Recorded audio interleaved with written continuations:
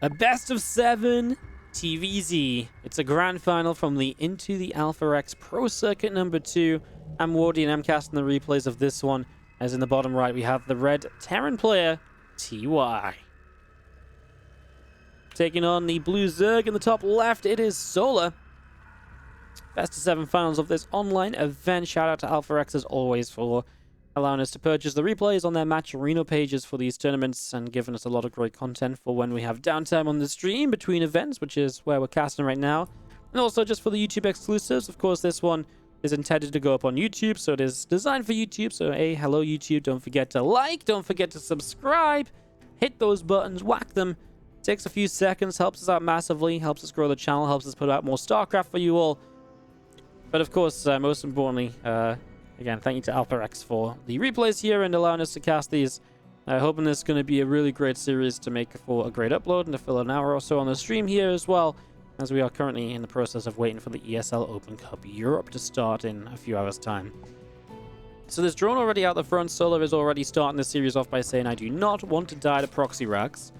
So Solar comes out the front, has a look around. There's nothing for him to see because there is no proxy racks from TY. TY is just sat back at home, building up the racks in his main base. Not really doing too much of anything just yet. As we do have the Ripper is just going to be on the way on the barracks already, so getting that started up. And Solar sending these couple of overlords out in a couple different directions. So sending those in a couple of different areas, as we do just see a couple of extra drones going to be popping, jumping into this extractor. And this is going to be hatch gas and spawning pool to get us started. Now the CC of TY in the natural. And a very just standard opening across the board then. And we'll see what TY has planned for the rest of this. And we'll see what Solar has planned as well. Solar is absolutely one of the players who will play Lingbane Hydra, which is a little bit less common.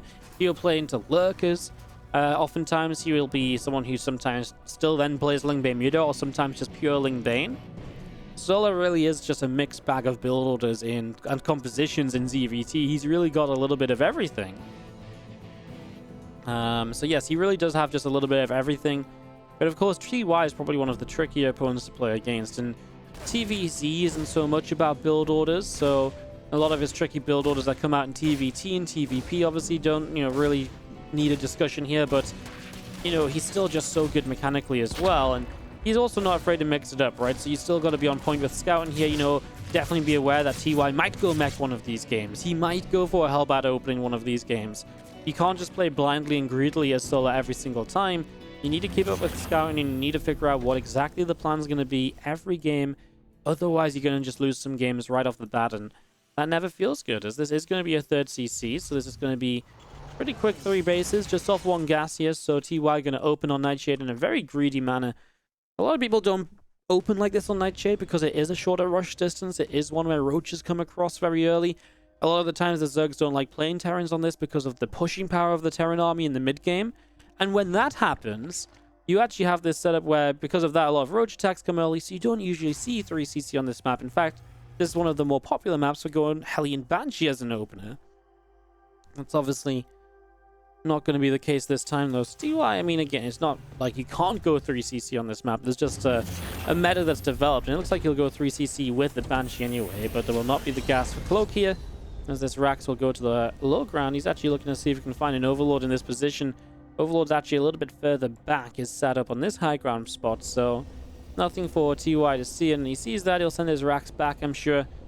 Don't tell me he's going to keep flying it forward to over here. Is he really? Oh, there's no way. Okay, he does pull it back. So he's going to pull this back into the main base.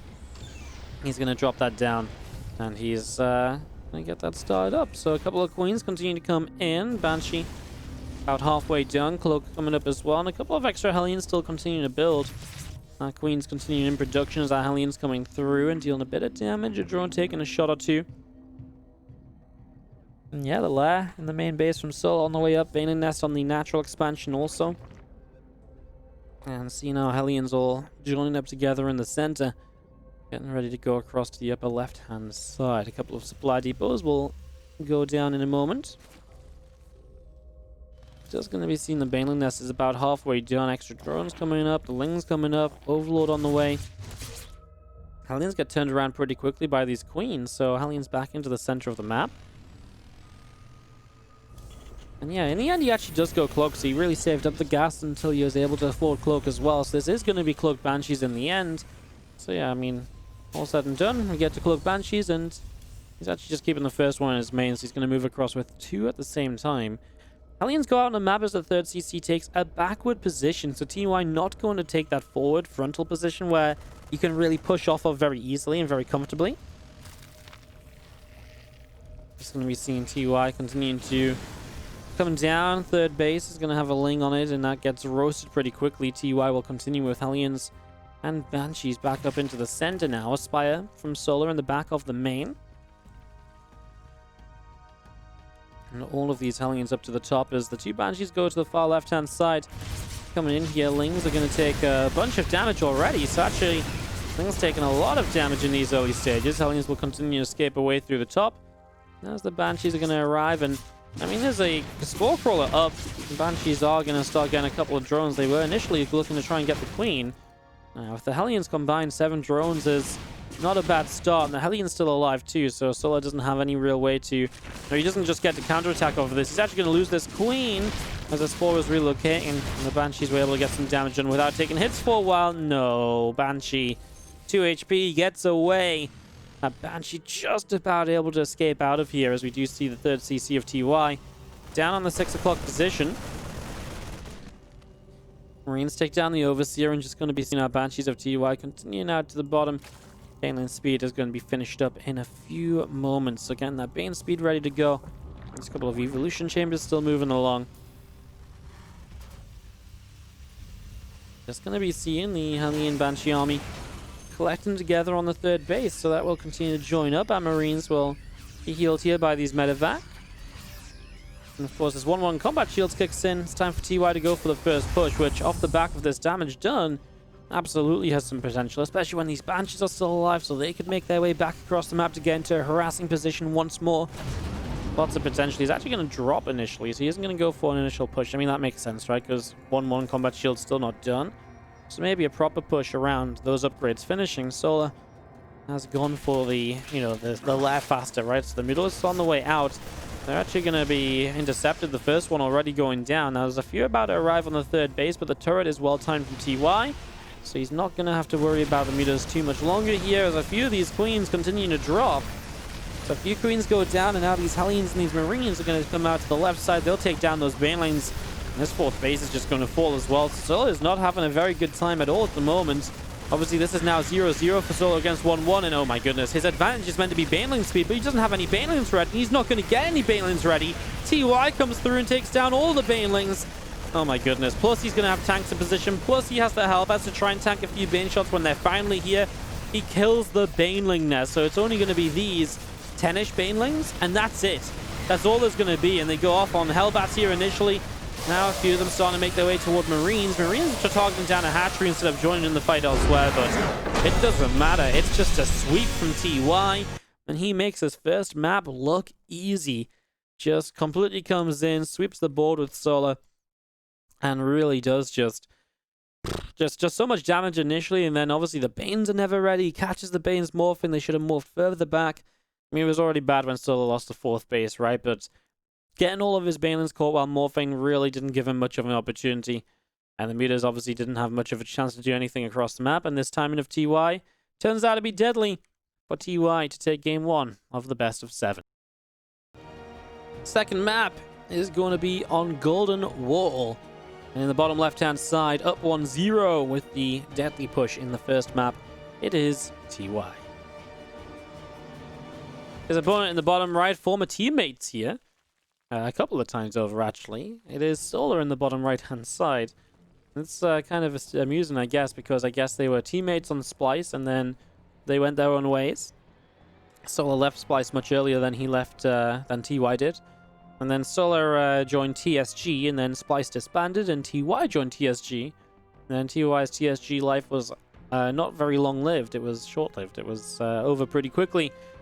So they were teammates for a little while on TSG, and then Solar has now left TSG as TSG is officially disbanding due to the pandemic. They cannot continue to support their players, so they will disband, which is a real shame because I feel like TSG had like the coolest esports jackets of all time. And now I feel like I'm never going to get one, and that makes me very sad because I really wanted one. So, sad faces all around. As we do have this game number 2. Kicking off, obviously, Solar and TY both teamless. I really don't imagine that's going to stay the same for too long, but I guess right now it's kind of a weird time to try and pick up a, to try and find a team, right? It's a weird time to try and pick up a team, so yeah, we get this up and running. Reaper is going to be on the way. Very standard opening. Obviously, this map, Golden Wall, one you can definitely see longer games on. We've seen some Terran players taking the chance at playing mech on this map again. Innovation has been a big player of mech on this map recently again as well. As the Overlord comes over to the side.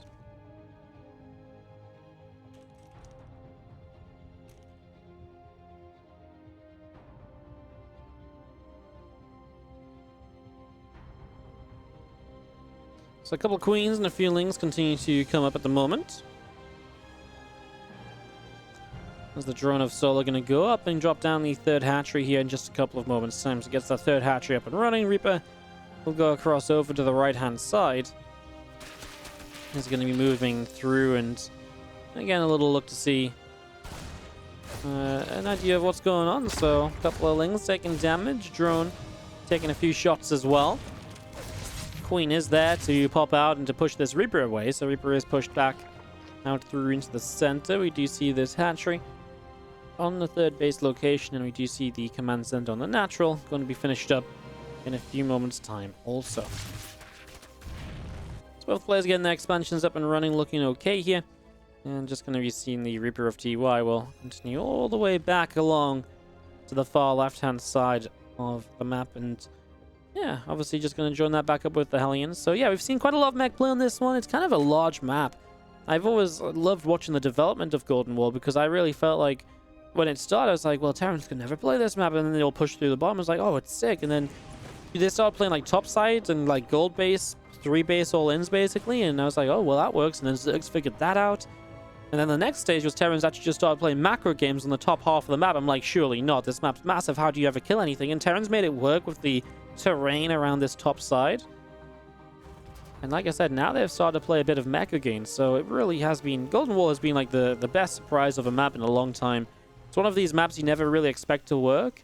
It's one of these maps that gets hated from the start, but actually it played out very well in professional play, and it's had a really good time in the ladder map pool and will survive for another series.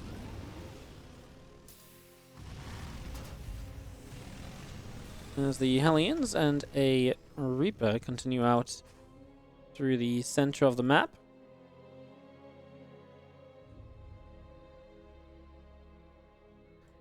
Just going out over onto the right-hand side. Just going to be coming in, so just going to go for a couple of these drones. Queen's going to pop out on the third base, and just going to be seeing the Hellions kind of coming through for this. The Zergling's taking a bit of damage, and the stim pack already starting up from TY. Liberator will complete, and a couple of other Hellions going to be done in a moment or two as well. At this medevac, we're just trying to drop Marines, which have really not done much. They get denied pretty quickly and pretty easily. Small army of TY in the center of the map. Just going to be seeing now a couple of evolution chambers from Solar. And the natural expansion, all these Hellions around the top, and maybe an attempt to run by on this third base. Medevacs is going to sit there for a while. I mean, there's nothing to really shut it down for a moment or two. Going to come back in now, but the Lings are here, and this is the thing with early game Marine drops, right? They just don't do that much against a good Zergling count. It doesn't take much to really shut it down. Obviously, all those Zerglings are here, so it doesn't make sense to run the Hellions into the natural. You will relocate the Hellions as the Queens are having to play chase. This will finally be a few more drones. I actually would like them to just keep these Hellions alive if possible, though, but the Lings seem like they're maybe just a bit too close. Now the Hellions just going to take a turn and try and trade out what they can, go into this vulnerable line to get the less surface area to help out, but yeah, it's going to be 8 workers killed. All the Hellions go down, which always creates some scare for the Terran player, because now you don't have much to deal with the counterattack. If you get Ling flooded, you can't really take your third base as quickly and move it into position, as you do have the Liberator all the way out up through the top. Overlord from Solo hanging in the top right, and this medevac from TY will continue through the top of this as well. So medevac looking good as the lair is indeed on the way in the main base. Again, this Liberator around the far right-hand side going to come through, get sieged up, and pick away at a few of those drones.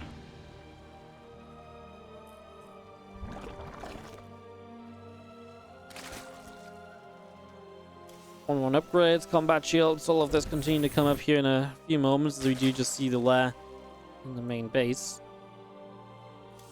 And yeah, just a few extra lings coming through. The Baneland nest is about halfway done. It's going to be finishing very shortly from Solar and the natural expansion with the Marines out the front. SCVs already pulling through to repair up this medevac, so it will get fully repaired here.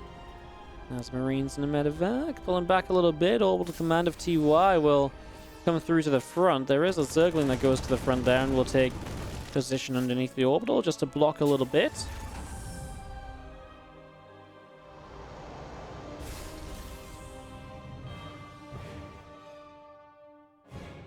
Liberator in the top right-hand side as we do see the medevacs of TY. Through the bottom here, we'll continue across and move in toward the main base very, very soon. Let's see a couple of extra Banelings morphing in from Solar and just going to be seeing our Marines. Fill and load, a couple of Crypt Tumors already going down, and these Lings are going to run down this ramp and straight through into all of these Marines. Marines are going to lift up and get themselves out of there. Comes back over across into this corner, and a couple of other Banelings going to be coming through as Marines of TY. Up on the top, they're going to push through to get rid of a few Creep Tumors in all of this. Again, 1-1 upgrades already from TY, continuing to build. Marines will pick away at a good few Creep Tumors. Some Lings are going to go running in. And again, a couple of Creep Tumors continue to get picked off as well. It's been a pretty fun, aggressive game from TY, right? He's really kept his aggression on the map. He's just using a drop here and a drop there to do a pretty decent job of this so far, and now he's actually running some Marines up to try and fight some Banes. Gets a couple target fire down. He's actually going to get all these Banes. Great target firing here from TY. Again, just continue to rack up a couple of kills, but really just keeping the pressure up on this gold base of his own. He's already on a second factory. He's already going into the drilling claws. He shouldn't be too much later on 2-2. It would be a real shame to not start that up because that gives Solar an advantage. Solar did play melee upgrades before the lair this time, and that's the style that's really dying out, but it's a style that works decently on Golden Wall because of the size of the map. You can get away with the upgrades. There's not a lot of pushes, which you need kind of Bane speed super fast for.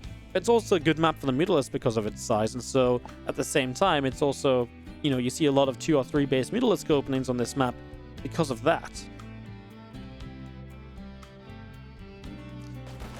It as well run in. The medevac will just unload, and now the Lings and the Banes morphing in the main base. A few of the Marines wanting to continue through.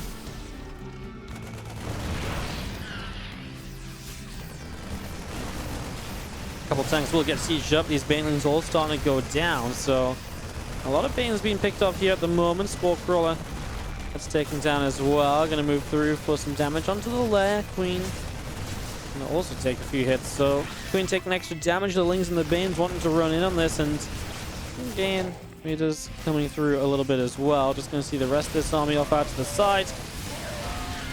And these Marines pull back, taking some extra damage. You're going to be seeing a stem coming in, and well, Lings and Banes trying to run for this position, but it's a really nice position where the Marines were behind the tanks for a long time. And the tanks got a lot of the Banelings here initially. Now TY is also attacking up to the top side. He's never going to have just one attack at a time. You know, this is TY we're talking about here. Not sure if this siege tank was meant to come along this way, but he's already going to start with some Creep Tumors. He's going to get an Overlord. He'll probably get this Queen if he just target fires it down. He has a Widowmine. There's actually just a lot of drones here. I'll be very careful. Widowmine does get burrowed up. Unburrows, reburrows. What will it go off on? Probably just a Mutalisk, and actually does splash onto the Marines a bit. So Solo will be able to clean up as he has a Ling sighting this 4th base already dropped down in location and ready to go. 2-2, about halfway done from TY, but again, he's up against 2-2 already of Solo, so those upgrades helping out a lot. Thing is, Solo's not found a way to afford an infestation pit during all of this just yet, so that means he will not be on high very quickly, and that's probably going to give TY the chance to catch up with 3-3 upgrades and maybe take a lead on those, which is generally something the Terran player would love to have as Solo. That's a good drone count. He actually just struggles to have the units out at the moment as he gets ready to go in with this Ling Bane Muta army. Looks like he wants to take a fight. He is floating quite a few minerals. Again, just even has the lava. He's just not spending it just yet. Big pre-split, big spread from TY. So if there's ever going to be a decent fight for him, it's probably this one. The only thing that was really missing is he didn't have a lot of splash damage. He's been building Thors apparently, and that helps against the mutas. And man, a lot of those mutas actually went down. There was way more than 6 mutas that entered this fight. And now there's only 6 remaining. That's brutal. And Solar's like, well, this isn't working out. Go and drop that infestation pit. Try and get to the next stage of this game. Get into Hive Tech and get into those upgrades, Adrenal Glands, Ultra Cavern. It's going to be a tough couple of minutes, though, where TY is holding a supply lead. Continuing to expand and take base after base after base. The one thing that I think is very good for Solar that might very much so keep him in this game and stop TY from just outright winning is the fact that we don't have much creep clearance, right? There's creep all across the center of the map, and maybe this topside pathway could be TY's road to victory. But the creep in the middle should slow down a lot of his potential attacks that he would have otherwise gone for. And I think that's going to be very, very important for Solar to basically be alive for his Hive Tech to come online.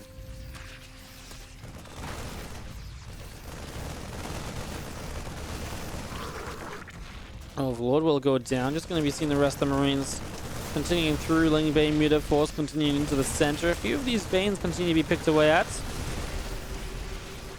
Straight through the middle of the map here, TY is going to have a couple of Banes going off on Zerglings. This orbital command of TY going to move up to the top, so he's actually going to put an orbital on this forward base.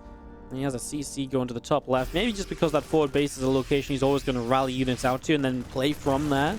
So he isn't as worried, but usually it's still nice to have a planetary in those positions, because then if you do get pushed back to it, you never really get pushed beyond it unless you're really losing the fight in, you know, a very, very bad way that you'd never expect to, right? So, see the Banes flanking in from the left side, and now the rest of them coming in from the bottom right. TY had a lot of reinforcements that just were not here, so this is a good fight from Solar. I mean, look how much TY just had that was gathering up on this base. Imagine all these Marines were in that fight, and it's a very different story, perhaps. Now, instead, Solar is actually going to retake a supply lead for the first time in a few minutes of this game.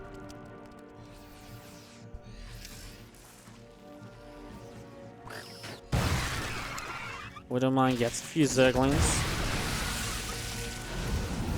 See the rest of these Marines and so on coming through the bottom. We do see a few Lings of Solar going to run by, going to hit this top left base, which isn't morphed into anything just yet. So that base not currently morphed into anything at all. There's a bunch of Marines unloading from these medevacs. See these Marines showing up and chasing those Zerglings away through the top side. The rest of Solar's army still just joining up together.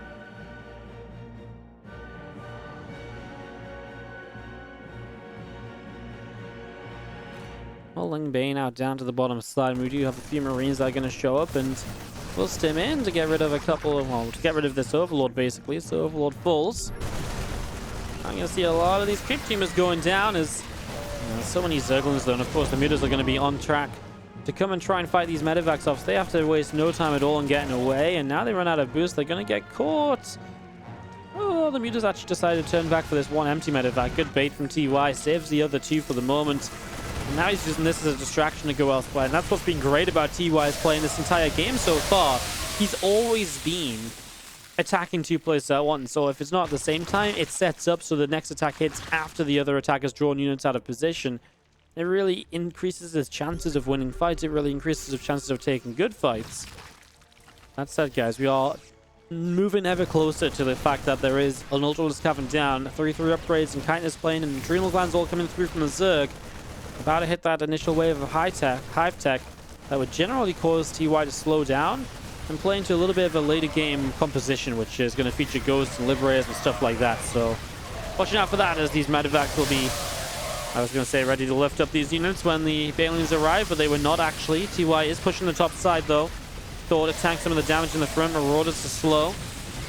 And there's our first signs of Ultralisk taken to the field, and TY just did start that Ghost Academy, so you should be pretty on point with adding the Ghosts into play. Would like to see some Liberators as well, though. Liberators really do kind of control the Ultras initially. Maybe not worth building the Liberators with the amount of Mutalisks that are still on the map, right? Usually you don't have, like, usually if we talk about this, if there's this amount of meters, Liberators just don't really work out. Now, if you get to like 10 Liberators, you can, you know, actually fight the Mutalisk. That's great, but that takes a long time to get to, and TY can't afford to give Solo that much time. Hence why he goes into the Ghost as the answer to the Ultras for the moment. Oh, Widowmine's actually got good connections on the first round of Lings, but these are just, you know, units without medevacks. So when the Lings do come back onto them, they will eventually clean up. I mean, it takes a little while because of the 3-3 against 2-2 scenario. TY ahead on those upgrades and really getting the most out of it. Again, dropping to the bottom once more while pushing to the top. Solar has Ultras and Banelings showing up, getting ready to fight. Rest of these Mutalisks from Solar hanging out on the bottom side. A couple of Widowmines starting to go off. Ling's taking a bunch of damage. Bio will continue to run away to the far left as the Medivacs of TY will come to the lower right side of this as well. Just going to be seeing Anabolic Synthesis setting up. +2 flyer attack, +3 melee. All of this continuing to build. Lings are going to run in and go for a bunch of these SCVs. The Bio Army still coming in, and the rest of the Lings going down.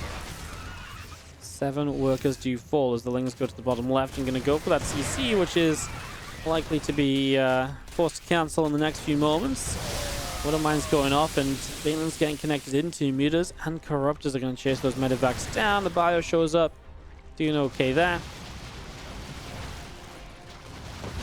We've seen our Mutas and Corruptors are going to go in and get those Medivacs, and just going to be seeing Ultras and Banes continuing around. Bio Army of TY still continues up through the top. Going to find an Ultralisk right from the start. Big Bio Army of TY still down on the bottom. Just going to see the rest of this from Solo continuing around in the center. Just going to be seeing the Army of TY continue to move around. Nice Widowmine shot, hits a few Banes. Let's see how Ultras continue to fall, so Ultras will continue to get picked away at. Here's a bunch of Ultras getting taken down at the moment as the Mutalisks taking a big Widowmine shot to the face. But of course that just is a bit of splash damage for them as TY. It's still very bio heavy, right? I mentioned these ghosts, he has a couple of them, but he never really built loads just yet. This is the thing with Golden Wall, right? Like, TY's been pushing and pushing, but he's never really found any position which is, like, overly amazing for himself. And that's just because of the size of the map. Mutas are going to chase up, and they will get the Medivac in the top right side. That will go down in an instant as we see the rest of this Bio Army of TY coming along down the bottom as well. And then there's the Banes, Ultras all moving around. Again, the rest of the Bio of TY on the south side of this. Things are going to sneak past that gold mineral line and just going to see the Bio Force shows up, kills off the Ultralisk. Bio continue to chase the Ultras and the Banes, all being taken, chased down there. Mutalisks are going to go chasing the Medivacs. Ghost gets a snipe off and just going to be seeing the Bio Force will continue to trade out with these Banelings. All these Banes rolling through into the Marauders. I mean, there's just so many Banelings. And there's an Ultra to follow it up as well, right? There's not really much to deal with this Ultralisk, and it just feels like TY kind of bled out in this game. You know, he traded well, but Solo, there's been nothing stopping him taking extra bases. Like, he got a base knight here or there once or twice. Solo wasn't even that aggressive, right? I mean, this is a game where we've only just now seen SCVs starting to die, only 10 workers killed. It's just in the end, TY's kind of bled out. I mean, I also feel like he maybe needed a few more ghosts or so in this kind of army. But yeah, I mean, now he's gonna lose this bottom left-hand side base.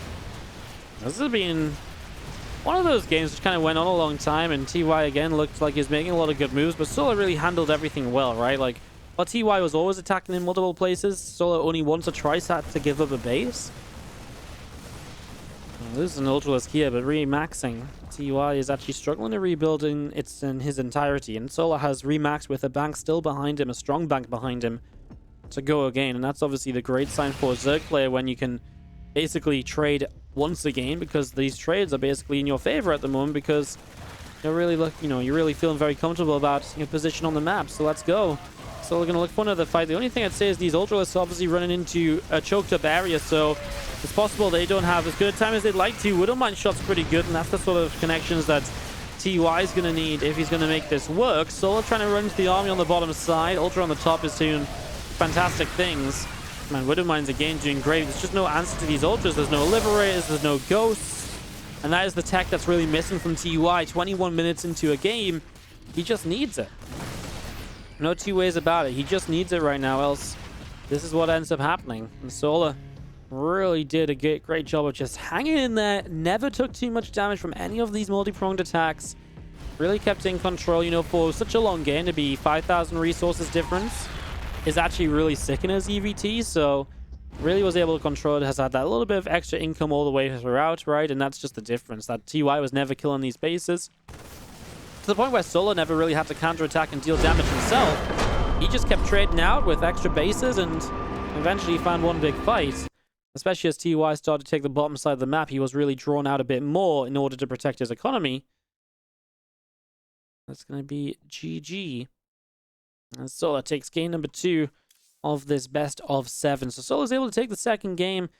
Again, it's such an interesting map for these kind of games because you get this entire top left side as TY. You get, what, 6 bases?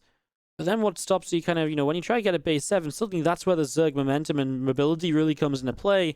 I think TY did a great job of attacking down here while setting up attacks up here. But again, the furthest he ever got was this set of rocks. You know, he did cancel this base once. And that's just not enough, I don't think, for the bio he was trading out at the time and so on. GG's and TY. Drops game 2. Solar ties us up 1-1 in the best of 7 finals. Simulacrum to see who will break the tie in this series. As in the bottom right, our red Terran player is TY. Taking on the blue Zerg in the top left, it is Solar. Of course, guys, if you are enjoying the stream, don't forget to hit that follow button. If you're enjoying the video on YouTube, don't forget to hit like and subscribe. But what I do want to very quickly mention is just that you can check us out on Patreon, patreon.com/WardiTV. Support over there is one of the really cool ways to support us because everything you pledge on Patreon goes towards WardiTV tournament prize pools, which allows us to make even more great StarCraft tournaments to cast for you guys and to broadcast and to upload. So do check that out. A pledge of any amount helps out, but a pledge of $5 or more will get you access to replay packs, and there are other benefits as well if you'd like to go check that out. So patreon.com/WardiTV. Just hit, I believe, today 50 patrons, which is really awesome to see 50 different people supporting over on Patreon. So fantastic to see that doing so well. Thank you for all of the support. Really do appreciate it. It's awesome. Thank you, guys.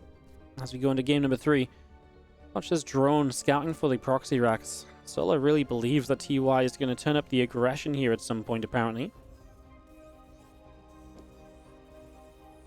But TY is quite happy to just stay at home, build his racks in his base, and to basically go into a fairly regular expansion as this hatchery drops down on the natural. The Overlord of Solar coming through the top and heading across to the far right-hand side. SCV of TY and the natural expansion starting to build up then, so that command center on the way, the orbital about halfway done, Reaper halfway done, drone on the way out from Solar as well. As we get this up and running. So yeah, continue to get this underway with the third map of the series. Really, Simulacrum, one of these maps as well, which it's been a bit of a divider in TvZ discussions. It's one of these maps where some Terrans are like, yeah, this is okay, and other Terrans are like, no, I never want to play this map. And I think the Zerg's kind of like, yeah, it's okay. They did change the layout of the base over here a little bit, which made it a bit better to hold the 3 bases on the low ground. Made it a bit easier. This choke point here was really buffed up a bit, so it's definitely a bit better nowadays compared to the old Simulacrum. I can't believe that was an entire map pool ago now. That's crazy. That is crazy. As you do see, a couple of lings going down, some damage being done.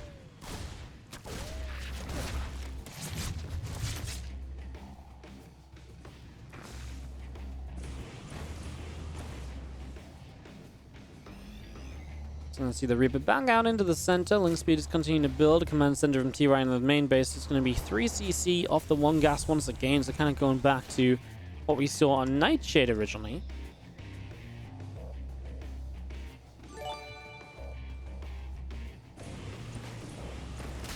Reaper hops up into the main. A couple of lings doing some damage there.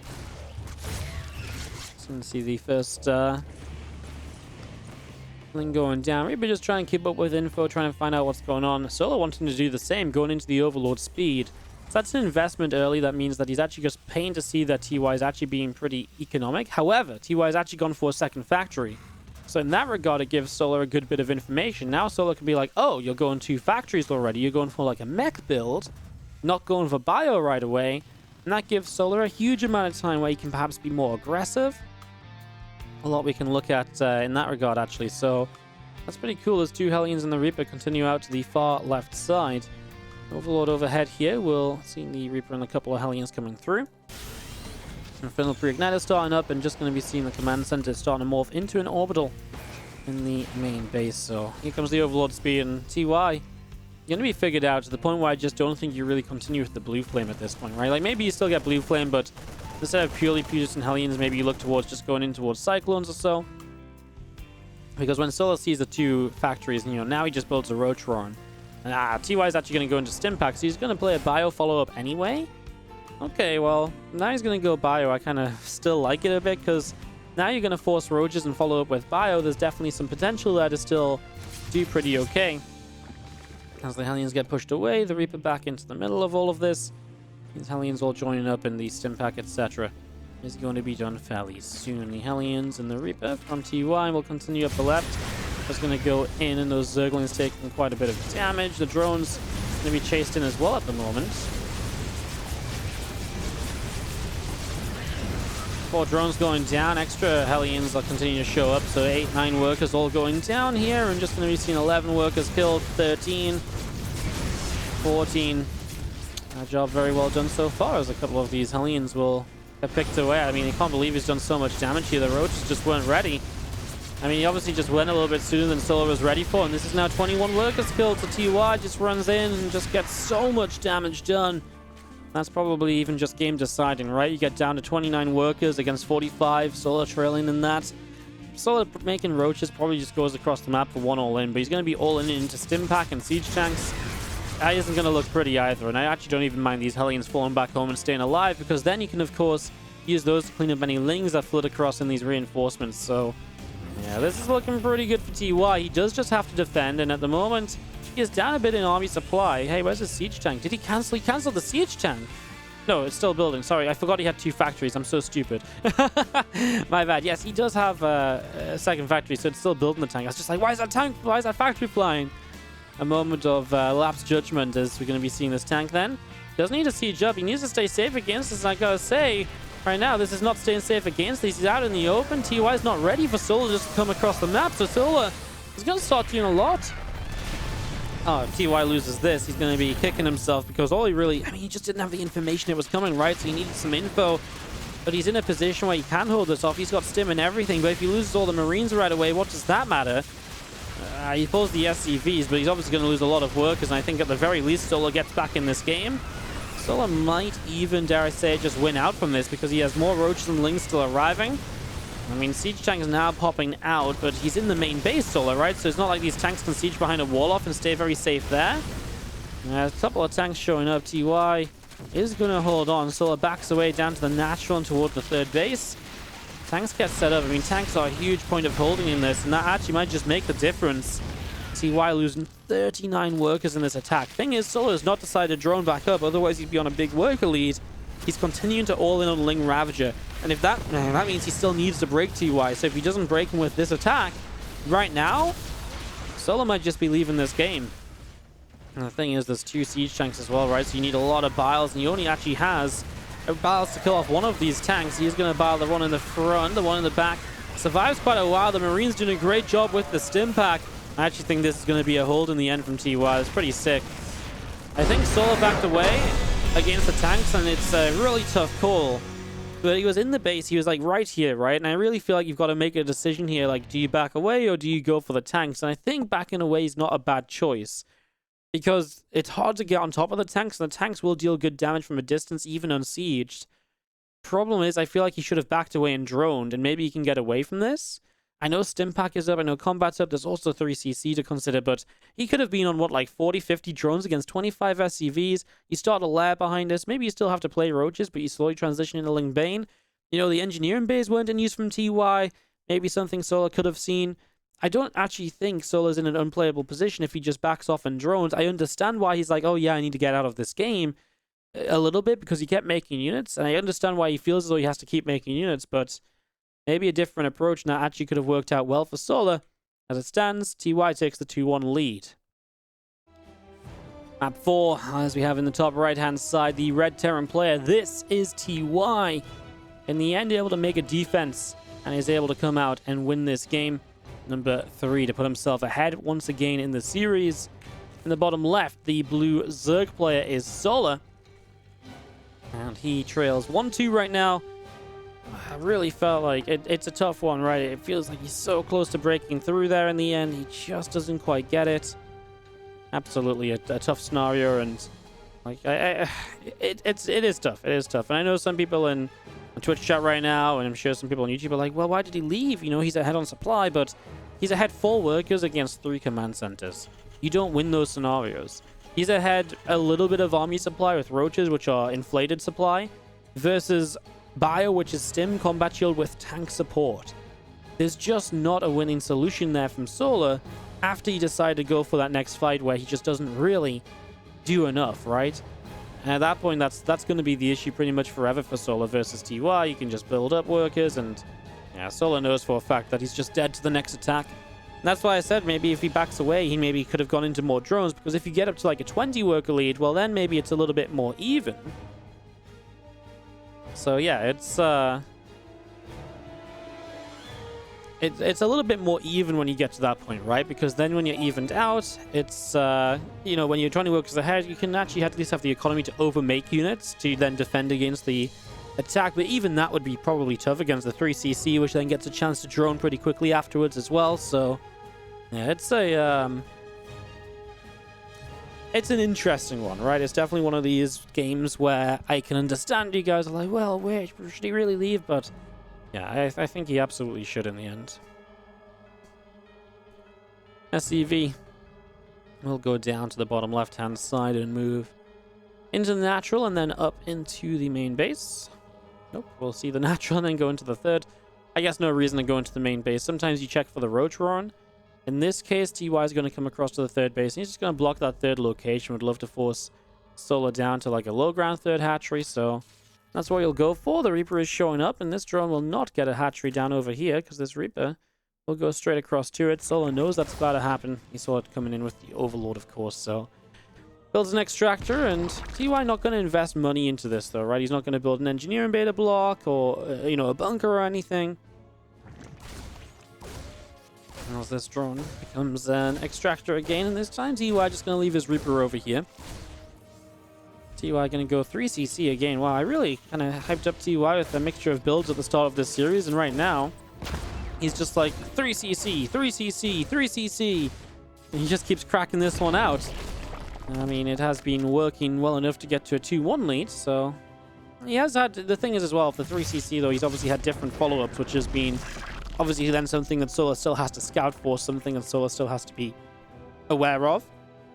And that's obviously kind of coming back to what I talked about at the start, which is the danger of TY as a player in these games. He can crank out anything, and off a 3CC, he can still be very aggressive, so there's still a lot to think about, as we do see. The Reaper just coming down into the center. Factory's going to finish up in a moment because it's going to be factory number 2. Once again, TY, same build. Double factory. We'll see if he wants to swap over for the Infernal Pre-Igniter. I imagine he does. That's pretty much all you really would do off 2 factories at this stage of the game.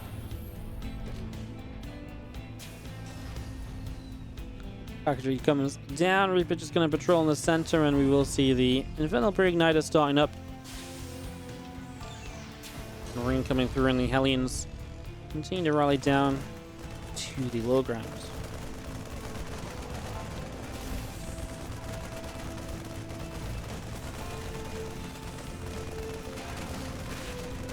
Marines will kill the Overlord, and the Zerglin gets in, so it doesn't even need the Overlord speed this time to get the full scout. That's actually really nice. Solo gets the full information from the start, as they do have the Rotron Lair and an evolution chamber. Make that 2 evolution chambers on the way out here on the natural. So a couple of Evos coming up on the natural expansion. The ability to charge. Hellions coming up. Queen's going to push this away. The Lings show up and they will pick off that Reaper. Stimpack is on the way in the main base, and obviously, I mean, TY got this scattered last time and was still able to deal a lot of damage with the Hellions. He killed, what, 21 workers, was it? He did a lot of damage even though it was seen, so let's see if he can do the same again. I'd be very surprised if Solo was to make the same mistakes twice, especially twice in a row, right, from one game to the next. As the Hellions coming through, a bit of damage on the creep tumor already, and as the blue flame finishes up, we already have 6 roaches on the way out. Hellions, yeah, they're just not getting through this time. The queens are in the right place. Roaches are now spawning. These Hellions will not be allowed access. We'll see Stimpack on the way as a follow-up to this, but this is going to be bio play off the back of a unsuccessful commitment in the early stages from TY. Solar, I like this as well. Going Carapace upgrade first, but he will in the end. He says, well, I've got enough roaches, I think, to commit to roach speed. Will he go for the roach upgrade, the missile upgrade, or will he go melee? I think there's a fairly good chance he could still just go melee here and just play kind of Ling Bane Ravager, and there is the melee upgrade starting. Because I think it's that point where it's like, well, I've got enough roaches where I'm probably going to play roach mid-game. But he doesn't necessarily have to play only roach mid-game, and at that point you just don't go missile upgrades. It's more about getting those roaches into Ravagers, use their corrosive vials effectively. It's really about getting the melee upgrades for the Ling Bane to do the majority of the damage. Stimpack will be finished soon from TY as the couple of reactors build up in the main base of TY as well. So again, those up and running as TY backs away through the center of the map once again. Hellions back through the center as we do see these few queens off to the side. A hatchery in the front will take a 4th base as well, and just going to be seeing TY all the way down, just looking to try and pick off a couple of creep tumors here or there perhaps. Bane and Nest about to finish up from Solar. And again, the Hellions of TY up the right are just going to be seeing where they can go to. Obviously still has a very good Hellion count here as the bio upgrades starting to kick into play, and the Marine count starting to rise. Going to have all 5 of these racks pumping units very shortly. So against Ling Bane Ravager, it just plays out very similarly to Ling Bane. You can stay on siege tanks because there's not going to be Mutalisks in this. So you don't have to switch into Widow Mines, and with Double Factory, I imagine you do just go siege tanks from the start because you can get so many tanks out in the early stages of the game. Compared to usual, right, where you don't usually add your second factory until about now. So you'll have a good tank count here, and I think that works well for TY. He's already accepting this is going to be a bit of a longer game. He just goes straight to a 4th CC, so no commitment to try and do anything on 3 bases. It's very hard to when you've opened with these Hellions because you just don't have the bio count to really make like a super scary push. He definitely, especially when he didn't deal too much damage early either. I mean, actually only 10 units lost in this entire game. So it's been very minimal what's been kind of happening. And in that scenario, it's just one of those situations where you just can't really 3-base all in with the delayed bio setup basically. So, and he's got 2 tanks, you need the extra gases, and there's just so many reasons it doesn't work. So 4th base is no surprise here, TY. The sooner he gets to that, the happier I am for him to be able to be in a good spot here. His mill's dropping down a look at the time, and they're going to go straight back to the CC. TY has nailed it. And a planetary fortress will, of course, begin to really solidify the middle of the map. One of the great things about Everdream, being able to hold that planetary fortress in the center really holds one of the main pushing paths of the Zerg. Because the Zerg might want to get rid of these rocks, because time and time again we have seen the Terran using these rocks and this choke point to gain a huge advantage over Zerg players. So wanting to try and stay away from that this time around. As Marines unloading from these medevacs, so getting those out. Drilling Claws is already on the way in the main base. That factory continuing to research as we do have Marines in medevacs. Going down the right-hand side, we already have Hellions coming through, and they will pick off a couple of creep tumors at the front already. And these other Hellions will get another round of creep tumors, so again, a job well done there as the 2 medevacs of TY out down to the bottom side. 3 roaches of Solar will continue to chase those Hellions back. The Marines coming through, a couple of extra creep tumors will go down. Marines will load up and just back away from this, and here comes a drop into the main. Solar really isn't very well prepared for this. There's nothing nearby. This attack at TY, well, it's not going to get too much done because there's not that many units in the main. He'll get the Queen. There, then he has a decision. Does he go for the drones? Does he go for the Adrenal Gland Spawning Pool? Spawning Pool is a great choice. Okay, so he does find a big target in the end. And that's massive, obviously. Getting an adrenal glands, that's a big slowdown because you've got to wait for the spawning pool to rebuild and then adrenal glands to start all over again. It's a really nice time to pick off the spawning pool as TY now cleaning that creep on the bottom right-hand side. One of the big things about Golden Wall was that Solo always had like a lot of creep available, and it was one of the issues that TY could never really get too deep in the map. This fight is going to be massive. A lot of Banes starting to go down on the final shots of the tanks. But TY could never get too deep on the map. He could never get too close to the Zerg base to really trade out. I feel like a similar problem is going to arise here for TY, where this map is just covered in creep. So how is he going to get anywhere useful with this army? Yeah, you might be able to skirmish and trade in the center, but if you're never going to slow down that Zerg economy, then you're in a bit of trouble. TY takes a very early move out of the main to the low ground position. I mean, you've got to remember that this is, you know, main base still has, you know, what, like almost 2,000 resources in it, plus the gas as well. So surprised that he's going down to this low ground already with this orbital. I don't think he's mining out too quickly anywhere else. Like, I know he's on 84 SCVs. That just surprised me a little bit, because he'll absolutely want to come back and mine more from this main base later. Maybe TY feels like this game is actually further along than it is if that medevac just doesn't go down. Unfortunately, the Marines dropped in are not going to be saved, so they will fall. Widowmine drop now on the far left side to try and deal some damage, and he will get a good mix of drones from this. That's about 7 in total, which isn't the worst we've seen from Widowmine drops, and of course, it's not the best either. These two medevacs will try and make their way out, and if they can get out, just get 2 more medevacs back home. That would not be missed, I don't think. I think any medevac right now would help out, especially when TY wants to keep on dropping heavily, right? Like, that definitely seems to be his style. So if he wants to keep on, like, heavily dropping and multitasking around the map, similar to what we saw back on Golden Wall, then he really does need to keep that medevac count up. So saving a couple is just a cost spared. And he loses a couple as he tries to drop into this main base already. These Marines need to make sure they stim up, actually. They're not stimmed yet. They're still not, as the Blinding Cloud even comes down. 2 Blinding Clouds to cover those Marines and to push them forward, but then they do chase for the Koreans. They don't get many kills. Drop in the top left. Looks like some of these units were actually picked off already by a little bit of a skirmish, which we missed out on, unfortunately. So these Marines, well, doing what they can and getting some Overlords actually will start to supply block Solo, but now the Ultralisks are coming out onto the map. Ultralisks are here. As we do see the rest of the medevacs now. We'll just lift up and back away. What's the answer to the Ultras at the moment? Mass bio, tanks and Widow Mines, and just sitting defensively, but it does kind of feel like this is getting out of control in Solo's favor. Again, it's very reminiscent of what happened on Golden Wall. I liked a lot of the attacks that TY made, a lot of the harassment, but he never really did anything seriously to slow the Zerg down, to really make Solo bleed. And so Solo never bled out, you know, he just sort of kept on going. He healed up from his wounds, and he was able to take that game rather comfortably in the end. And, you know, this game I feel like looks even better, perhaps. Solo with a huge bank already in play, maxed out, you know, very comfortable work account. A TY whose drops really are just getting shut down around the map and already up onto Ultras. The only thing is it's going to be tough for Solo to really fight into these bases. SimCity is going to be very awkward for those Ultras to work around. And maybe that's the point at which Solo just says, okay, cool, well, maybe I can look at another alternative here in the future. Maybe I can look at adding a few Broodlords into play or something along those lines. Cryptos show up, shooting down 1 medevac already. The Marines and the Marauder get the Spore Crawler. Rest of these Lings being picked off, and we do see the Corruptors want to try and jump in on the medevac as well. Gets it low. A couple of extra Marines out down on the bottom side, and TY will come around up to the top, and they will run in for this hatchery. So hatchery is going to be targeted in the next couple of moments. Again, Ultras, Banes, Ravagers, and Zerglings all to the top left-hand side. The medevacs will be loading up and backing away through the top. Enhanced Shockwave's coming up. Fusion Core is about to come down on the natural expansion.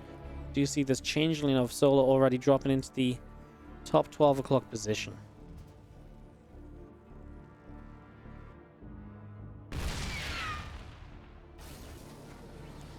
Team trying coming forward there, but first tank shot did pretty darn okay and just cleaned up a creep teamer. No problem at all. Fusion Core about halfway done from TY.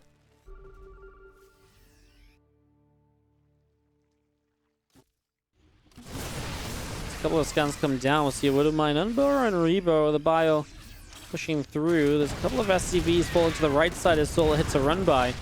it just is feeling like Solar is the one that's everywhere, right? From TY being on the map and consistently looking to fight. I mean, he has to slow it down to get this ghost count up, and that's absolutely what he needs if he's going to play this later game. Do you just question, is it a bit too late to start going for that now?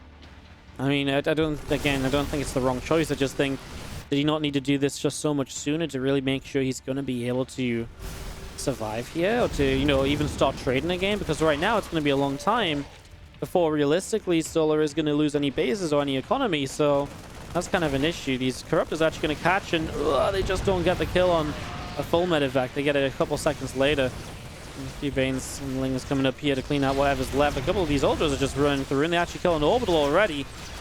I mean, he's probably going to get a couple of Orbitals. At the same time, he'll give up a hatchery on the bottom side. I mean, if you actually lose this base, though, right? I mean, that's a very important mining base here currently from TY. The base on the bottom side from Solar was just not mining anything at all. So Solar continues to look great at the moment as the Ultra and the Ravagers continue through. They're going to go and run up this ramp and go in after a couple of siege tanks. Now the army on the bottom side. Blind Cloud's helping to push the bio away. And yeah, this is just where Solar trades out. He's got 6.5k, 3.5k in the bank, and that's after he's already rebuilt some Ultras and some Lings to replace what he's losing. So yeah, I mean, I don't think you need me to kind of hype it up, but Solar is kind of doing pretty well at the moment. TY is also losing a lot of SCVs in these fights, so that's turning out to be very expensive for him. Siege tanks are going down. Siege tanks are obviously very expensive as well.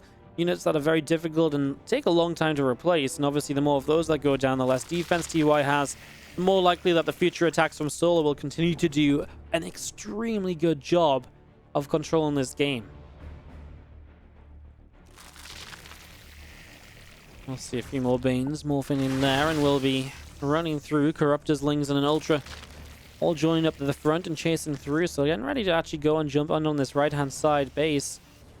I mean, that's one of the fresher bases here from TY. Definitely is a good target. It's only an orbital, there's no planetary, so it's a weaker position as well, as these ghosts are just not going to find the chance to snipe, not just yet. They're going to keep on running. They're going to be running for days at this rate. As we see a parasitic bomb on a medevac. Split away is good from TY, but the army here from Solar is just going to be too much. I don't think these ghosts have landed a single snipe. I don't think they even tried to. They just got one off now, but then every single ghost goes down at Banelings. Ultras are killing multiple bases at the same time. This Planetary Fortress goes down, no repair. There's Lings on this orbital in the bottom right. And that's where TY is just going to be falling next, because that's where Solar is going to focus his attention to. A little bit of bio will come in and contest. The Ultras will go and deal with that. But yeah, I mean, this is just a bit of a Terran massacre as Solar maxed out still has 5k, 2k in the bank, and again, very reminiscent of what happened over on Golden Wall. Only this time I feel like TY didn't even do as much or have as much success with his attacks, right? I feel like on Golden Wall he was doing okay. Let's look at every base that Solar has left up in this game, right? It's just uncomparable. Solar gets a game which he was much better in, much more in control with. Really did a good job of it. And Solar will take game number 4. Means we're tied up once again in this best of 7 series. Always exciting when that happens. Going to a Zen for map number 5. Winner of this gets themselves onto a match point, as in the bottom left, winning some of the shorter games, but struggling in some of the longer ones. It is TY, our red Terran player, up against a blue Zerg who really responded well to the blue Flame Hellions that time. It's Solar. Didn't take any damage early, was obviously a little bit ahead from that, and well, really took control of the map and really just never gave TY an opening to get back into the game. TY had like a couple good drops. He was able to deal some good damage here and there, but again, he was never really able to hurt Solar properly. To the point where Solar then, lost some momentum, and TY was able to get more and more done, and that's just the magic of TvZ. That's how this matchup works. This back and forth of trying to get set up on, you're trying to deny economies and all of that, and yeah, that's basically how it goes. So yeah, game number 5. We're tied up 2-2 in the series, and we're already seeing just a few extra drones being brought into play, as the hatchery and gas and the pool will be our setup to start. Against TY, just building his racks and his base. TY, who has gone for a lot of 3cc build orders, and I would be very surprised to see a 3cc here on Zen. I would imagine this is going to be one of the maps where he does go for a second gas before a third command center. Unless it's one of those days where TY is just like, you know what, I'm just going to make 3cc work. You know, whether it does or not. I mean, if there is a time to change up, Zen is a good time too. It is that bit of a shorter rush distance. It's definitely one where it's maybe worth getting Cloak Banshees out and then into a 3cc setup.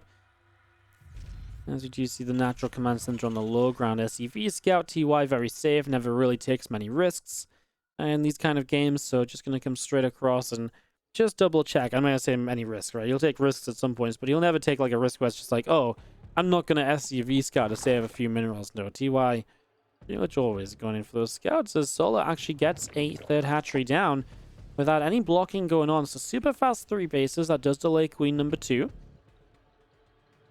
As they also delays a couple of his drones to save up the money to get that down so quickly. But again, there's no real alternative third base you can realistically take on this map. So it's better to kind of, you know, just make sure you're not going to end up getting yourself blocked by that SCV and unable to build the third if that's what you want to get up to.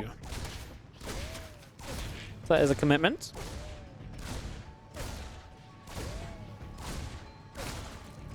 Reaper is continuing to chase down these couple of lings. The Queen chasing the Reaper away to the side as well. Grenade going to bump the Queen up into the sky, and the factory from TY coming down now. This has been a 2-1-1 opener, so a hell of a time to change this up.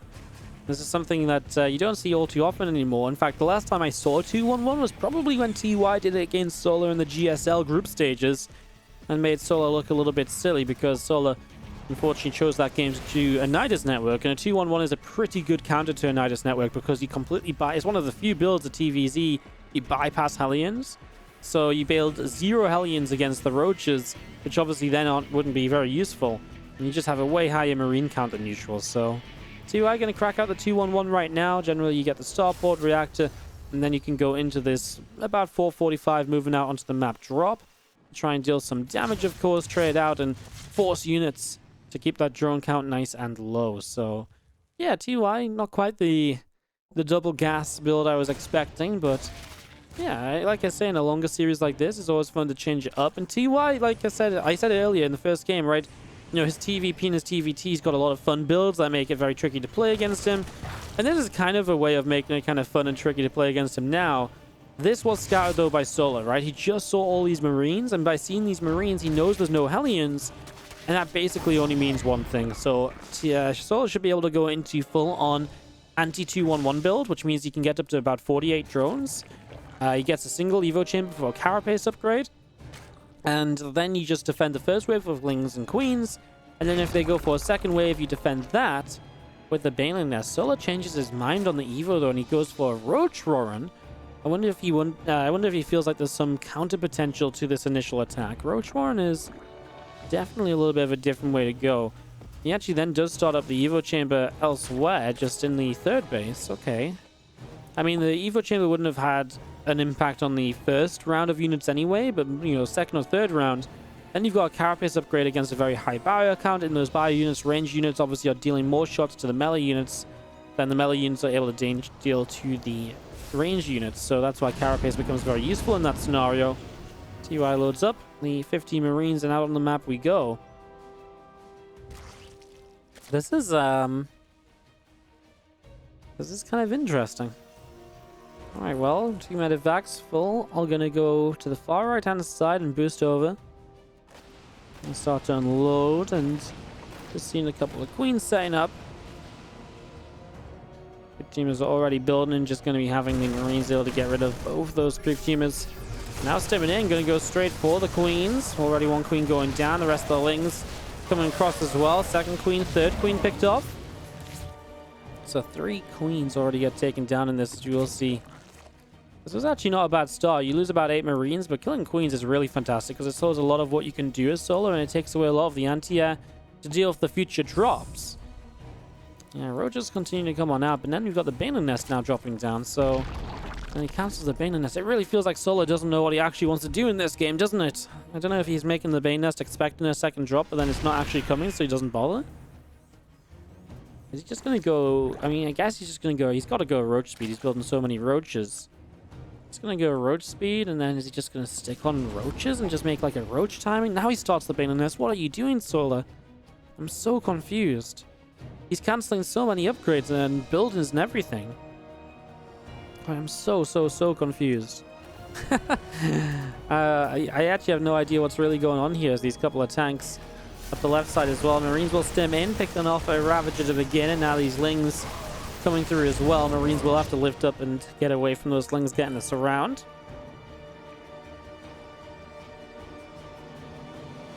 Yeah, I don't like Sola's indecision in this game. Really feels like it doesn't help him out at all. Now he's going to lose a couple of Overlords over here, so that's obviously not great either. He's going to lose one more on this high ground, and these tanks are not going to siege up until the Marines are able to fully focus on supporting them, but yeah, they will want to siege up around here. And I mean, maybe the Roaches and the Ravagers have something to do with the fact that this is a, this is Zen, and maybe it's something to do with these positions. I actually really like this because these tanks, usually they'd siege up like here.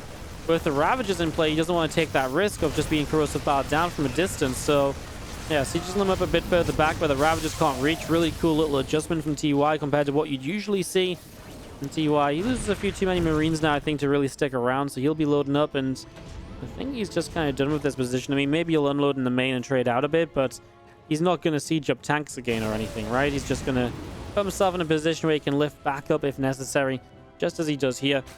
And in the meantime, a second wave of medevacs on the bottom side of the map. So TY, I really feel this time has really found some damage with this opening, and is also getting a bit of momentum. It really takes us away from the last game we saw, which was really Solar just defending and doing a great job of it and not taking any damage. I feel like this time TY really has dealt damage. You can see that resources lost is already 1,500 difference here, just 8 minutes in.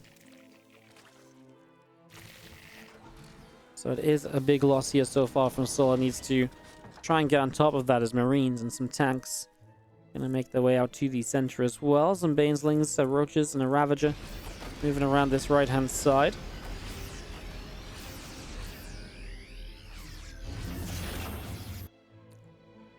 Solar's army gonna continue to move. We do see this Liberator just gonna go across. Yeah, Solar just wants to try and catch TY in the middle of the map. TY's kind of like, yeah, well, I'm gonna get across this right side. He's just gonna get straight up here. Obviously, he wants to put a push onto the 4th base. Interestingly, TY just has that +1 attack upgrade. He was really quite aggressive by just going 1 engineering bay initially. Now going into engineering bay number 2 with the armory. So very aggressive follow-up from TY, and that's why he's got now 5 siege tanks, of course, keeping them all alive earlier. Really adds to that number and really makes this that much scarier now as well. One of the Banelings finally gets a connection, but these Roaches are running into tank fire, and I mean, he gets corrosive powers off to kill one of the siege tanks. Liberator doesn't get any kills, but it's denying all this mining in the main base, while Solar is still trying to handle this attack at the front. He has to get Queens or something. I mean, basically Queens, it's nothing else. Queens or a Spore Crawler over here to defend this, but it's taking him a while. Has to babysit the Queen, and then TY just going to unsiege the Lib and back away and maybe wait a few moments before he goes back in. Very frustrating to play against, as TY definitely hasn't reinforced for a while, right? It's just been this army and this army alone. Now he's got a lot of reinforcements. He's already loading up 2 more full medevacs. He will just continue to drop over to the right side. Resources lost. Now a 3,000 difference or thereabouts. So really showing you just how well TY is trading in all of these little fights. And really showing just how good a position he's starting to put himself into a bit of a better spot.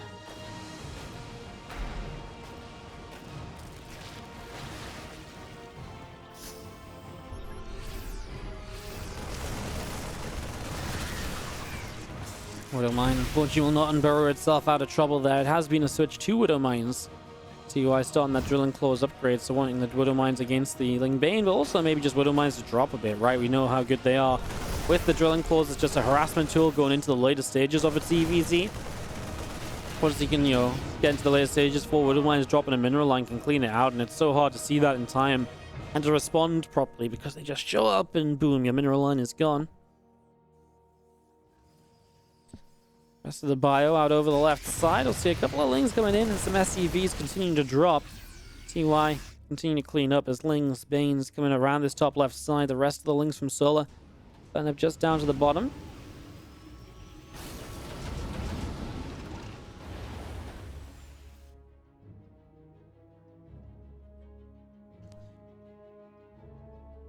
TY will continue all the way up to the north, and we do still have Lings, Banes, and an Overseer from Solar overhead in the top left-hand corner.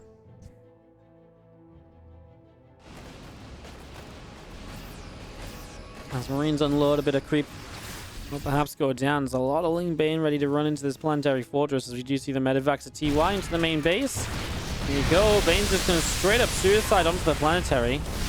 Well, at the same time, he's going to lose the Ultras Cavern. What a shame that is. So his Hive Tech is going to be even later. And you know what? Might not even get Hive Tech properly. If he actually loses the Hive, TY, for a moment, looked as though he was just going to stick it. I don't think he would have got it. The Banes were getting a bit too close. Also has a drop on the bottom side of the map. The SCV is still going down. Some drones are dying. Widow Mines, a Liberator actually showing up to get some of these kills. And that's the majority of the drone losses. TY rebuilds a command center instantly here. He already has a CC building in the bottom, so yes, it's a delay on his own fourth base mining, but I mean, it really feels like the damage he's already done is making up for that a bit, and you've got to remember, that's a lot of Banelings that Solar throws at that planetary fortress to take it down, to the point where if he doesn't throw those Banelings at it, you've got to question how much maybe would he have saved elsewhere instead. I'm just going to keep running through, and these couple of tanks will not do great against Zerglings, so slight problem there. But this bottom right base, well, there's some Banes and Ravagers to deal with this, but I actually don't think that's going to be enough. The Widow Mine, what? Just caught all of the Banelings. Okay, well, now there's definitely not enough. One Baneling left, and yeah, you've still got the drop in the main that Solar has to go and deal with. He's still trying to fight over here, some more Lings, trying to be annoying, but that fourth base was not denied again. I'm just going to be seeing this hatchery in the bottom right is absolutely going to be the next target. It's on this hit list for this Bio army, taking down all these drones. I mean, this is the only action really on the map now, apart from the Liberator in the third again. But it's going to be enough still, because TY's just pulled Solar apart already. He's killed a lot, and Solar's really waiting just in reproduction for the rest of this. Solar's actually building a new Ultras Cavern already as well. He already had one that just finished up. He already built Ultras off it, so I think he was just, I don't know if he's preparing. It doesn't feel like the sort of like surprise, but maybe, I mean, maybe he thinks, oh, I can't actually rebuild it. That's a tough one. 15 drones going down. That Liberator has been huge as well. It's finally cleaned up, but that was obviously massive as TY. I said he didn't cancel this base again. He did cancel it or get slowed down. He had to restart, or it was slowed down a lot. So I actually think he did have to rebuild this again. So there was the little counterattack there was a bit more successful than I originally stated, but at the same time, TY's got the bottom side of the map. CCs, orbitals all over the place here, and Solar just does not have an army to get across to punish any of that from coming up. So yeah, TY just sits here, targets down the Ultra. He's surrounded by Lings, so he's just like, cool, surrounded by Zerglings. He's going to target down the Ultra. These Lings aren't going to do anything to me. +2 melee. Well, he actually doesn't have +3 armor. Or +3 attack. TY is going to take game number 5. He's going to be the first player to go up onto match point in this series, in this best of 7. Yeah, TY just played a beautiful game. This time it really all came together, right? He was able to really slow Solar down. He took some very good fights and kept Solar all around the map, and Solar just wasn't really able to contest. And TY leads 3-2. Map 6, Eternal Empire. As in the top right-hand side, the red Terran player is TY. Taking on the blue Zerg in the bottom left, it is Solar.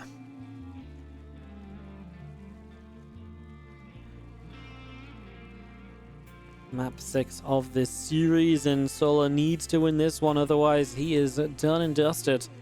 The finals of this into the AlphaX Pro circuit. These players played a bunch of matches, a couple different group stages into these playoffs. It's been a lot of fun, honestly. Like I said, I casted a bunch of these games for YouTube and sometimes on the stream between waiting for stuff to start and stuff like that. So yeah, it's been really, it's been a fun one to follow. It's been a very fun one to follow.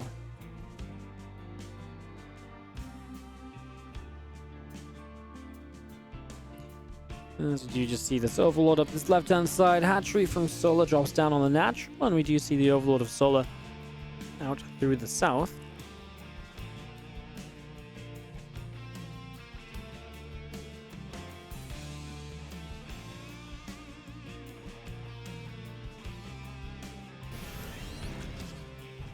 Eternal Empire, I mean, Solar has been afraid of proxy racks all series long, with TY, it's actually, how rare is it we see a best of 7 without a proxy racks, right? And this is now game 6, potentially the last game of the series, and we're still yet to see one.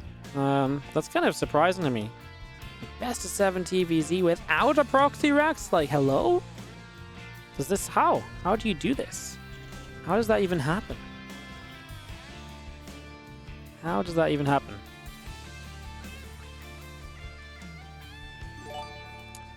Oh, just going to be seeing the command center on the natural. Just going to be building up here for the next few moments. We do have a factory from TY in the main. And we do see the Overlord of Solar continue to come out to the top right-hand side. A couple of queens are going to continue to produce the fuelings, continuing out. And just going to be seeing Solar is getting himself into a nice comfortable spot. Drone of Solar just going to come through and drop down a hatchery.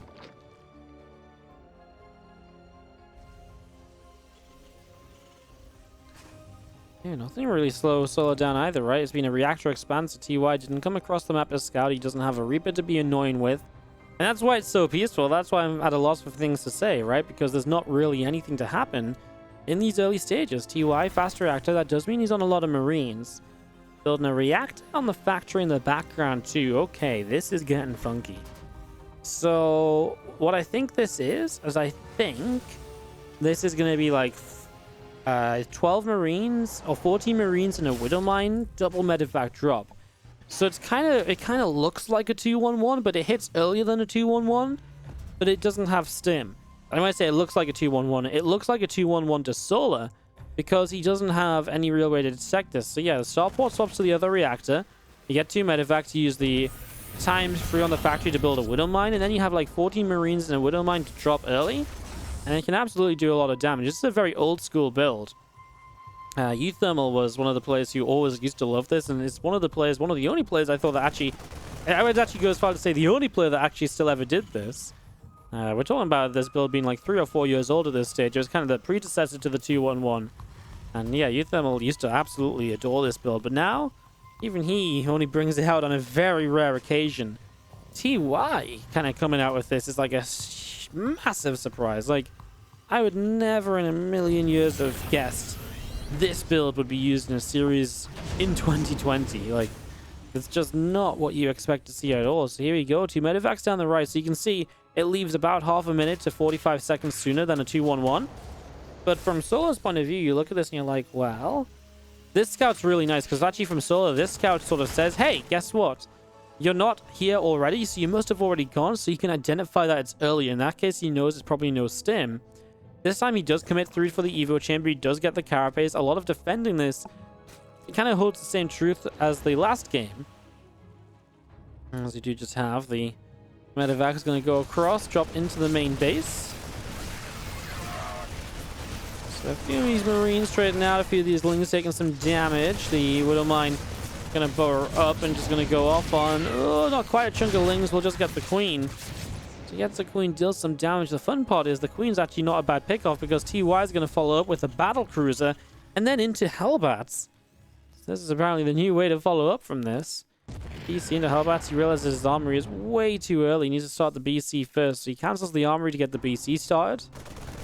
And the thing is here as well, you have the Marine count back at home because you're still on the reactor. You have the Marine count to deny the Overlord. So Solar is very blind to the follow-up of this, which obviously makes this even better.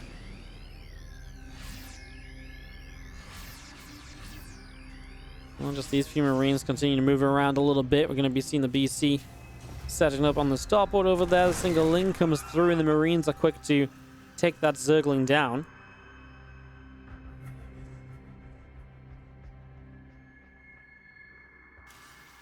Yeah, Solar really is just in the dark. He really doesn't know what the next step of this is. He's probably just expecting more bio, more aggression. TY gets 3cc started up.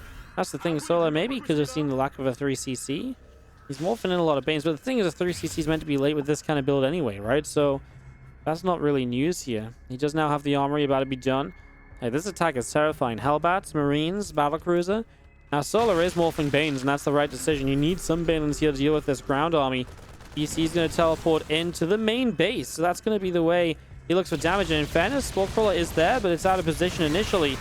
These Marines do not have stim, remember, so what you might expect to be kind of some better splitting and better damage from these Marines, not really going to happen. 5 drones killed. It's the BC in the main to really pick up damage outside of the trading on the front. He might have gotten that Queen. He might actually still get that Queen if he wants to fly through the Spore Crawler again. We'll get another drone or two. 9 workers now killed. Big Ling counterattack. Could morph in some Banes to push through, but there's Hellions already here. TY dropping 2 extra factories, so he's going to play mech behind this. hence the continued Hellion production, and also Battlecruiser number 2 already on the production tab as well. And Stoller comes out, losing 10 workers. I mean, TY's on a great worker count, 55. Moves this 3CC straight out into position as well, so doesn't waste too much time over there.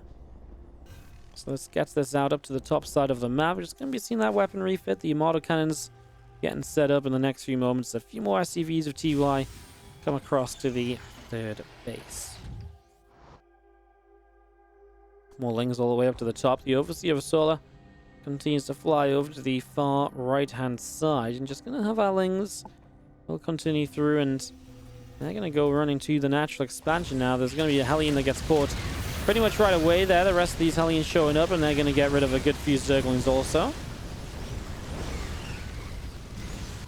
As Overseer of Solar just hanging around on the ramp, and we do see a scan to keep track of the army and just have a look to see what's happening in the natural. Maybe get a bit of info. Actually, we'll see the Spire. Again, Solar just playing what is now going to be essentially Lingbane Muta against Mech. I actually casted a game of Solar versus Innovation yesterday when I was doing a YouTube cast, and Solar played Lingbane Muta against a Mech opener, and he actually did it in a really cool way where he didn't stay on Lingbane Muta forever. He took the advantage, he took the 5-6 bases, and then he was very good about transitioning away from it and away from Mutas into Corruptors and adding Roaches on. And I really felt like that made the difference compared to, say, when like Sue plays Lingbane Muta against Mech. Sue just stays on Lingbane Muta forever, and he just is desperate to make it work, and he will not move away from it. So I did like that about Solar when I was casting him the other day. Let's see if he can, see if he's got a similar plan here this time. For the moment, when he starts to deal with these couple of BCs, and they're going to get themselves a Queen Kill, a full energy Queen Kill as well. Not full energy, but a high energy Queen Kill. Doesn't matter anyway, apparently. Solar's not even going to go to transfuse his Queens. Now the next two high energy Queens, they get picked off by Yamatos. Mutalisks across the map going to get hit by a Widowmine. BC is here, Cyclone is here. These Mutalisks are just dying, so that's really painful, especially when you consider the fact that across here there's BCs that could have been helped, you know, shut down by the Mutalisk play. My goodness, Widowmine is just picking off Muta after Muta. There's like barely any Mutas left. Solar in the space of what, like a minute, just lost 7 Mutalisks already. And to lose them that early in the game before they really deal any damage at all, that's so costly. This BC is going to teleport away home as well, get a repair. Not even that, actually just teleports into the army. So TY smells blood in the water. He feels like he can maybe finish this game soon, to the point where he won't even give himself some time to repair the BCs. He's got a couple of SCVs here, but it's a slow process. Okay, some extra SCVs showing up now. I'm glad about that, because it's a waste to go into this with BCs that are hurt, right? There's just no reason for it. The Armados are available on at least one of these BCs. The others are on cooldown. Looks like TY will wait for them to sync up so you can fire them all at once and keep them in sync for the future. BCs continue to fight Mutas, taking damage. A Baneling or two connecting in. These BCs, 3 BCs are just so good against Mutalisks. You can see the Spore Crawler desperately underneath, trying to get in position, but then Yamato down a few more Mutas, and what is this Mutalisk count? It's just non-existent, basically, and that's the issue with having lost so many so early on. I love that he's still building Widow Mines, by the way. That's absolutely not the usual way you go about this, but it's actually working really well. He's getting so much done with these Widow Mines. Widow Mines burrow one more time, and burrow again, burrow again. Up and down, up and down. TY already getting into a very good lead here, and Solar might be just about dealing with this position. Good to know on the missile turrets. If they got up, obviously, then the Mutas are in even more trouble. I think BC's just teleported back home, want to get themselves repaired up, get themselves healthy. He actually only need to teleport home the 2 hurt ones, though. He actually has one more here, and we'll sit around a little bit longer, just looking to see what it can do. Force a reaction. It will teleport as well in the future. He actually will get 1 Muta. He could actually get 2, and then he gets 2 and teleports away. And again, just going to be frustrating for Solar as he continues to lose his units, but isn't really able to do anything about it. Hellbats come in, they get a Zergling. Things that are looking for run-bys into the 3rd base. I mean, meanwhile, TY 4th base planetary, 5th base starting. I mean, TY was just about to try and cancel that 5th base down here, so Solar doesn't have that up for himself just yet. Definitely isn't looking too great in terms of the overall economy at the moment. As we're going to be seeing Lings run straight through on top of these Thors. Obviously, Thors to help with the Mutalisk count. So I mentioned about Solar kind of transition away from Lingbane Muta, but I feel like he never really got to the point where he wants to transition. You know, usually you're meant to get, you know, a good base lead, pin the Terran back, but losing all of the Mutalisks initially really took away a lot of his options. And taking away those options was a real Well, yeah, it just really kind of ruined his game plan in general. And now TY rocking and rolling up 40 supply. Worker count ahead, army ahead, base count going to be even soon. Everything you don't want this to really be as the Zerg player is kind of the reality at the moment. And it looks as though TY is in prime position to perhaps take this finals, take this best of 7. Still gets out of a supply block and tries to rebuild a bit more. Widowmine gets another shot and pushing it through. This army doesn't look scary. You know, in terms of numbers, it's just the power of each and every one of these units is extremely terrifying. Especially when you consider the majority of the Zerg army is basically just those mutalisks. The Thor's going to come through, a bunch of these Banes going down. Meters are going to fly in. Thor's continue to deal a bunch of damage. That'll be it. That will do it. TY is going to take game number 6 of this series. Is going to win this out. And he is going to win the best of 7 4-2.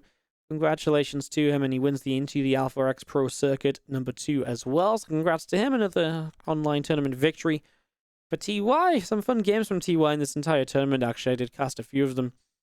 It was really fun to see. Really great to see him playing some online stuff alongside him playing the GSL. Really, really cool. Alrighty, guys. That's going to wrap it up for this video. If you're watching out on YouTube, of course, thanks so much for watching. Don't forget to like and subscribe. It's always going to help a lot. And of course, a new upload here on the channel every single day. Appreciate you watching. See you guys later.